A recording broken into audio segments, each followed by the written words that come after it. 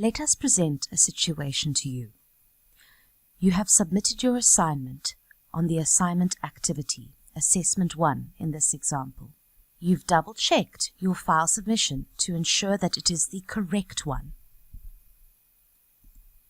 On opening your downloaded submission, you realize that you incorrectly uploaded the wrong submission file. What is next? On your submissions page, scroll down and click Edit Submission. You will have to retick the Declaration of Originality and then click on the incorrect file that you uploaded. You can now delete this file by clicking Delete. You will be asked to confirm that you want to delete this file, and you will click OK. You can now upload the correct assignment into the file submissions.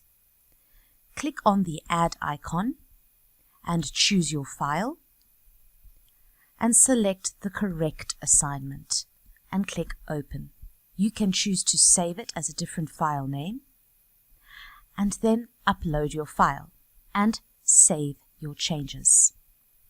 You will notice that your last modified date and time has changed to your most recent submission. You can also see the date and time of your submission under File Submissions.